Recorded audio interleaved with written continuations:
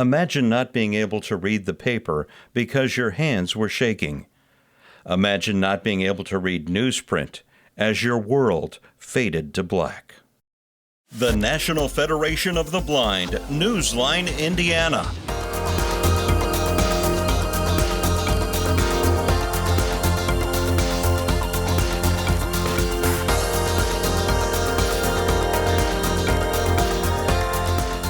With your host, Lee Martin, and co-host, Florence Myers-McSwine.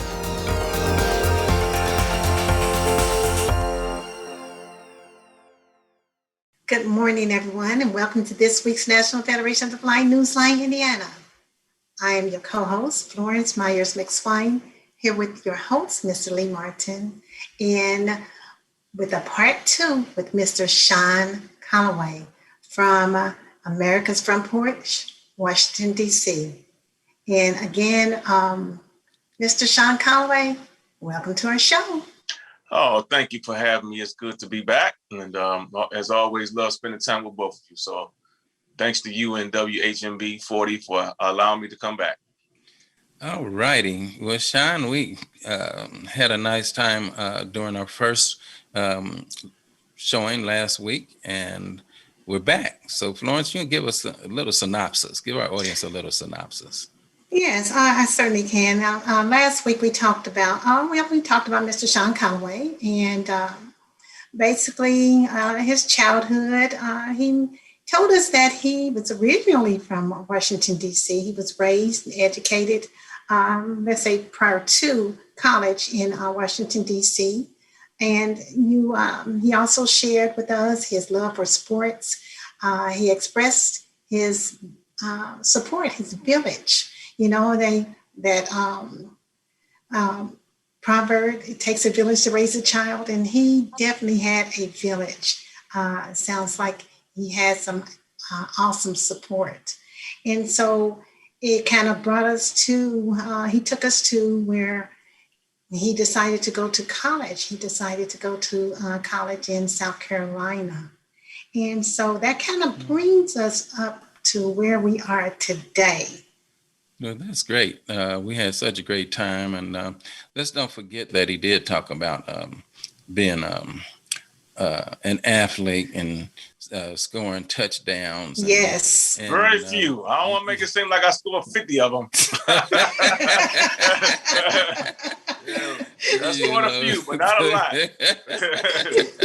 Yes, indeed. And just talked about it. I love the enthusiasm that he brought to the show, talking about young Shawn, and as we said, going into college. Mm-hmm. So there's so much to talk about, but before we get there, we want to let everybody know about an upcoming event with the National Federation of the Blind. And Shawn, I'll let you talk about that. Wonderful. Well, our upcoming convention, July 6th through the 11th of the National Federation of the Blind is coming up. Very excited about it. We have so many different things going on, different seminars, workshops. Of course, in our general session, which is the supreme body of our organization, which we handle a lot of our business. But I think, Lee, even virtually, because, when we come together, it's always a wonderful time. But even virtually, it's still a good time for blind people to come together and, break bread and learn how we can live the quality of life and live the lives we want as blind people with the different seminars and workshops, ranging from we have an employment fair for people who are blind to different workshops on assistive technology. We have different seminars on diversity and inclusion.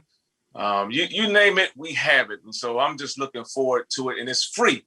So you can go to our website at nfb.org and you can get more information about our national convention held from July 6th through the 11th. And next year, by the way, it will be held in New Orleans, Louisiana. All righty. Now, Shawn, quick question, just for our viewing audience. Do you have to be blind to attend this convention? No. Well, because we're all about bringing awareness to the sighted as well. So everyone is welcome. All is welcome. And so, matter of fact, when we have them in person, my family attends. All my family members are sighted. but they attend this convention as well, so they can learn about about the lives of blind folks. And so all are welcome. All are welcome. All right. And that's one thing we care about this organization and we love about it, is that it is open to all. So, Shawn, I want our listening and viewing audience once again to learn more about the NFB Newsline. And what I would ask them to do during this particular episode is to follow our commercials and get in touch with us so that we can get you signed up for this very valuable service. To many of us that are blind, vision impaired, this means the world to us. For those of you that may have sight, may say, "Oh, that's frivolous," because I can see and read. But if you have an open heart and an open mind, you'll see that citizens, we all need access to information. And this is a service that provides that so that we can stay attuned, so we can stay informed citizens, because informed citizens make informed decisions. We work, we vote, we raise families, we live the life. So just pay attention to the commercials, how to get in touch with us, and we'll be more than happy to direct you on how to get signed up for this free audio information service, the NFB Newsline. So we're going to go into where we left off at. Shawn, you were on your way to college. You were a sophomore in college. And then... So tell us a little bit about, how it was for you to get into college, your enthusiasm, and before the and then. Well, but let me just say this real quick, just for a few seconds. I want to clarify. Yes, I was born in Washington, D.C., but I grew up in Prince George's County, Maryland, and attended Bladensburg High School. So I don't want all my high school friends being mad at me that I did not mention my alma mater. But the and then part, Lee, it's just going to South Carolina was the best thing for me. Again, I had mentioned certain things that were going on back in the DMV, as we call it, District, Maryland, and Virginia, sort of the as African American men, in the drug trade that came in. A lot of us were at harm in a sense, because anyone could be harmed being on the streets or just walking the streets in a sense. So I thought that going to South Carolina was a sense of normalcy for me. And when I got there, it was beautiful. The people were beautiful. I refer to it as many people do. The Southern hospitality was great. And it was something I really enjoyed. But, as you say, and then, in my sophomore year, the first few months of my sophomore year, everything is going great. And I decided to go back to my dorm room. And, while I was, preparing to go to my next class, a guy came into my dorm room playing with a gun. And, the gun had went off because he had pointed the gun playing with it, towards me. And it went off and it hit me in the temple. And it caused me to be blind immediately. It took, pretty much stripped my optic nerves. And, that's all she wrote. And I was one day sighted and, really 1 minute sighted, the next minute blind because it happened instantly. So that's what pretty much happened. And that's how I was introduced to the world of blindness. Shawn, now how old were you then? 19. 19 years old. Yep. Mm-hmm. Wow. Yep. Well, look here. We're going to take a short pause on this here, and we're going to come back with more of Shawn's transition. So stay tuned. We'll be right back.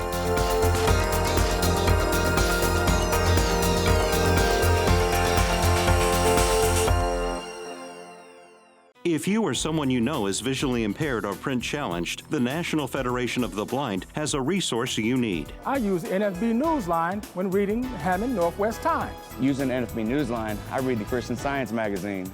Dad, you read Jerusalem Post too. Learn more by calling 855-963-6476 or visit nfbnewsline-in.org. Live the life you want. Read NFB Newsline. It's free.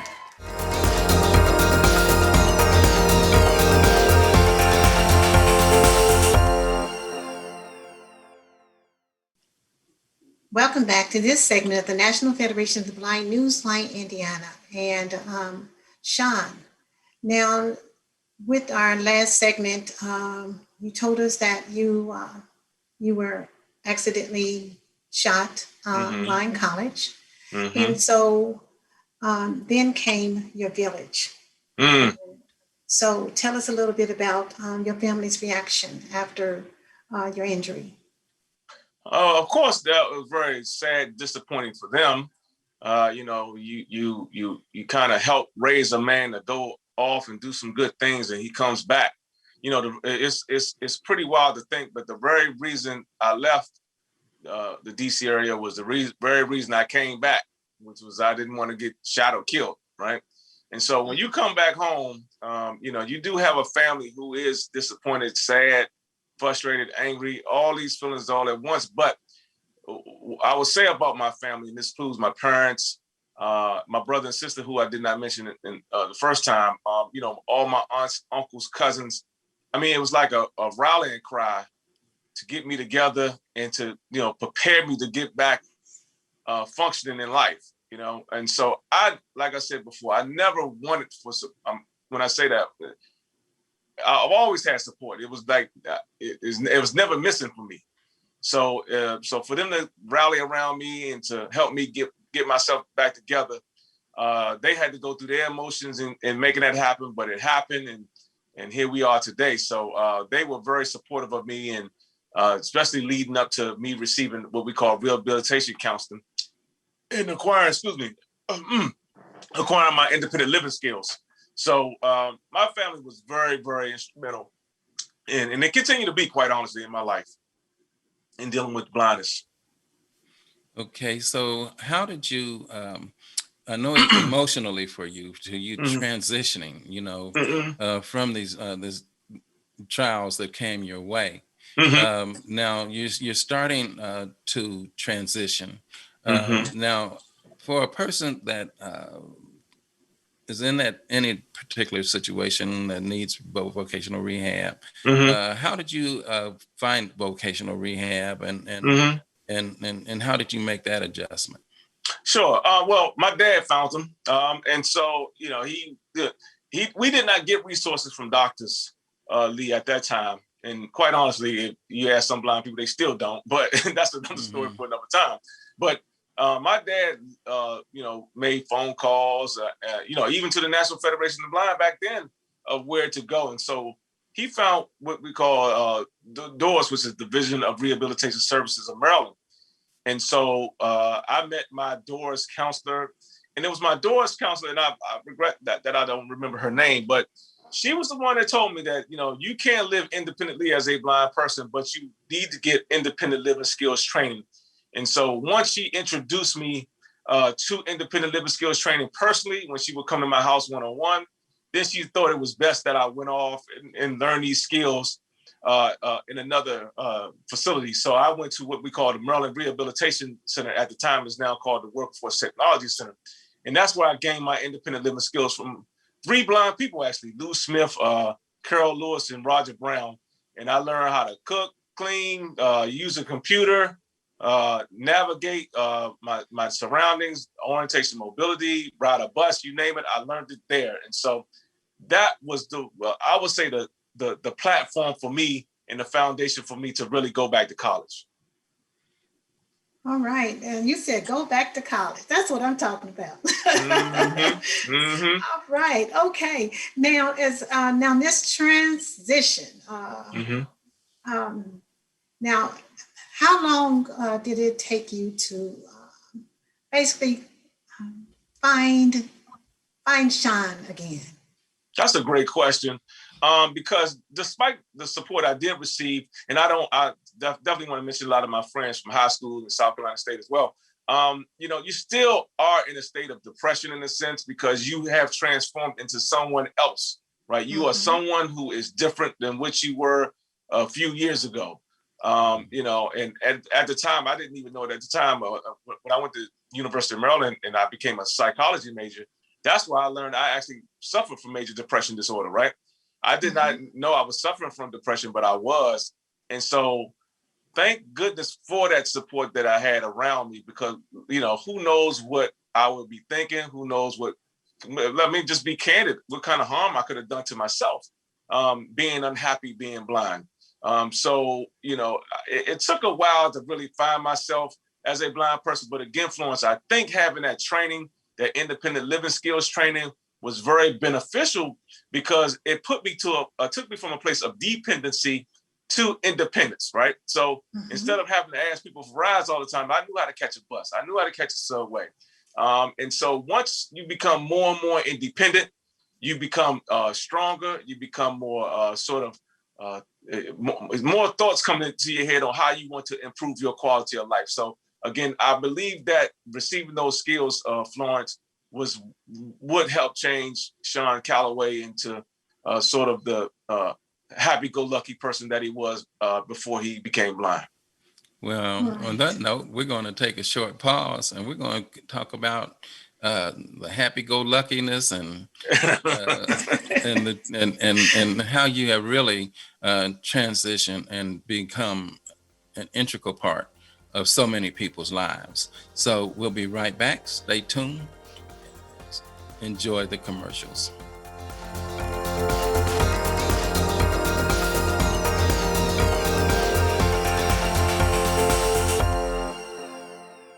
If you or someone you know is visually impaired or print challenged, the National Federation of the Blind has a resource you need. Wow, I scored a touchdown when I found sports on NFB Newsline. I enjoy reading TV guide listings on NFB Newsline. Learn more by calling 855-963-6476 or visit nfbnewsline-in.org. We are the nation's blind. We read NFB Newsline. It's free.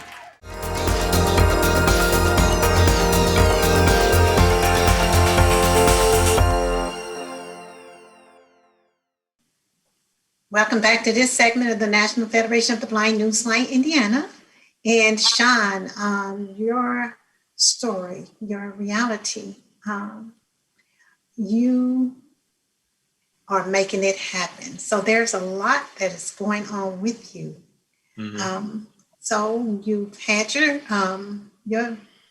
training, and tell us a little bit more about Mr. Shawn Callaway. Well, after I received my independent living skills training, that gave me the confidence to go back to college. So I ended up going to Essex Community College in Essex, Maryland, received the AA in psychology, then a bachelor's degree in psychology from the University of Maryland. And then I went on to receive my master's from Catholic University in the field of social work. So the training definitely gave me the confidence to go back to school and really set up myself for all the things I'm doing now, which is sort of the community, the advocacy, the radio show, but also personally as well. I think that, just college helped me prepare for life. Helped me, really prepare me to be a husband. I've been married for almost 16 years, prepared me to be a father. Now a father was a 6-year-old. So it all that training really, quite honestly, Florence, is extremely important for a person to live independently, because it, like I said, it builds their confidence, and it gave me the confidence that I could do anything in life that I wanted to do. So that's go back to college, that's to raise a family, and more importantly, that's to give back to the community. Give back to the community. Give back to the community. I tell you, you've given so much back to the community, and it's just it's been my pleasure to have met you during this journey of blindness, and how things do come together for the good. And I tell you, a lot of people wonder, how did you, meet your wife? I'm going to play the devil's advocate. I'm speaking from the mind of a sighted person, and maybe a blind person. How did you go about meeting your wife? You were blind. Well, yeah, my wife and I met. One of my good friends, actually from South Carolina State, his wife and then girlfriend and my now wife were very good friends. And so through that relationship is how I met my wife. And then we, developed a sort of a friendship, and then I started courting her, and there you have it. So it was, again, South Carolina State, even after leaving, benefited me.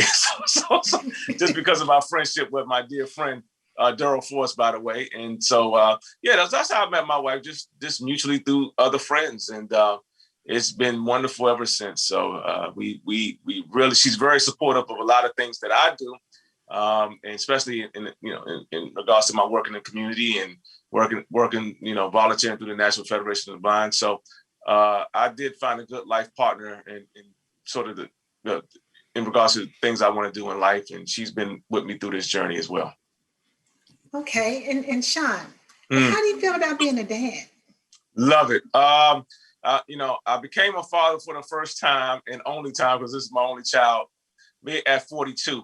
And so people always ask me, what is it like to be a father later in life, in a sense? But for me, it was the best thing, because even at 32, I wasn't prepared to be a dad. And so I think being at 42 now, being 42 now, well, not now, I'm not 42 anymore, but, at that time, I learned how to develop patience and sort of just, that's really been beneficial for my daughter. For me to be a patient dad and a caring dad, and and it's been wonderful. Wouldn't trade it in for anything in the world. I tell people all the time, since she's been born, there has not been one bad day for me. At the end of the day, that's my blessing, and so I don't have bad days. Even when people tick you off, there's still not a bad day because of her.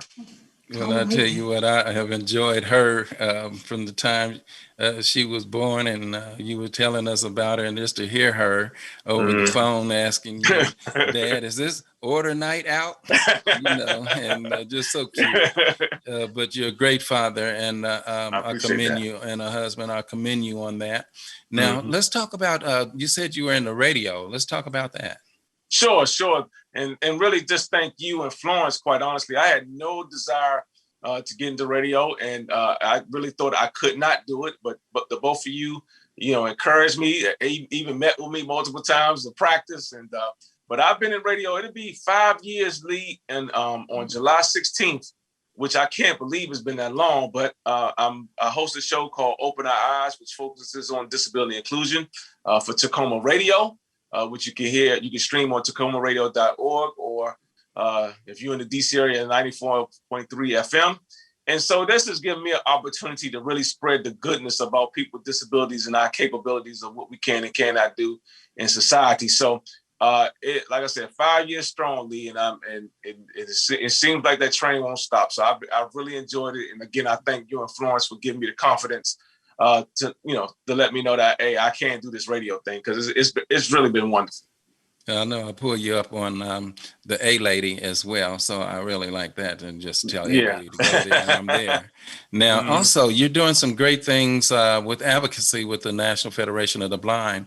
Tell us a little about what you're doing there. Yes, well, currently I serve as the president of the National Federation of the Blind at the District of Columbia, and also serve on this board of directors. But Lee, the work that I'm doing now within the Federation has been just wonderful. I'm a co-chair of the Diversity and Inclusion Committee. I chair our Black Leader Serving for Advancement Committee. And that's been really wonderful, because there's a misconception, even in the blindness community as a whole, that blind people don't see color, blind people aren't into knowing diversity, and that's just not true at all. And so what we're doing is just bringing awareness to our community that there are inclusive spaces that have been closed for our people of color who are blind, people from the different, like the LGBTQ community, different religious communities, that these spaces have been shut off. But now we are opening up those spaces and bringing awareness that, yes, there are people of color who are blind, and we do have a say in this community itself. So that's been one of my biggest accomplishments in being in the Federation. And again, just spreading that word in the community about diversity and inclusion. So it's been pretty wonderful. All righty. Well, we're here again, where we're going to take a short pause and come back with the conclusion of our show with Mr. Shawn Callaway, Washington, D.C. Stay tuned.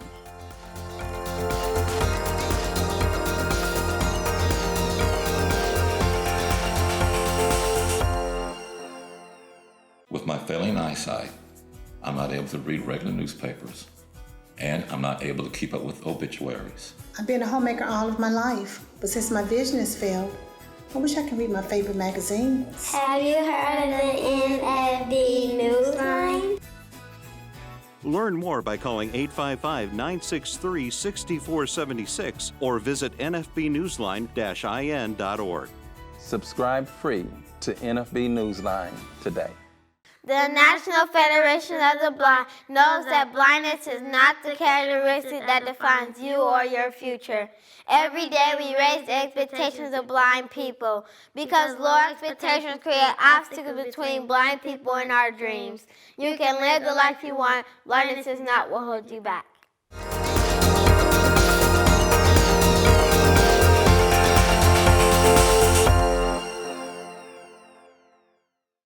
Welcome back to the conclusion of our show. Now, Shawn, what would be your full circle moment? I would say my full circle moment came back in 2018. I was actually the national representative for the National Federation of the Blind at the South Carolina State Convention. And after my presentation, I gave a keynote speech at the banquet.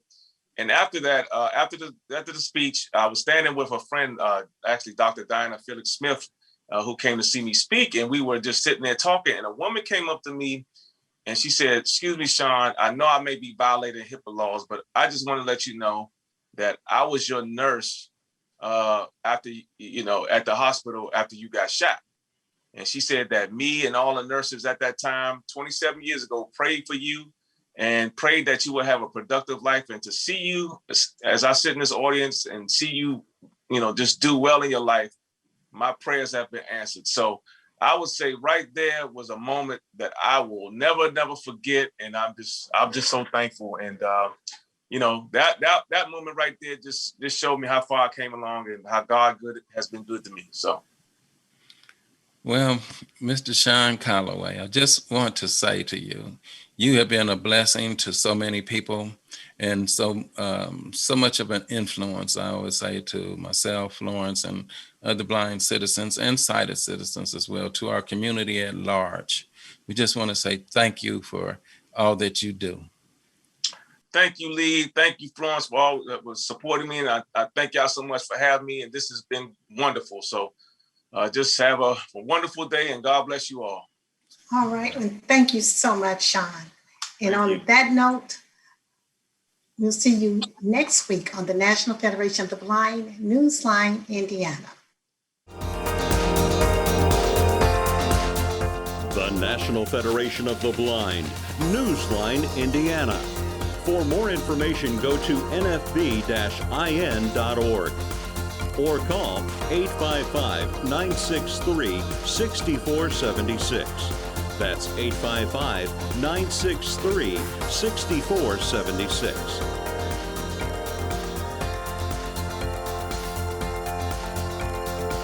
The National Federation of the Blind encourages you to live the life you want.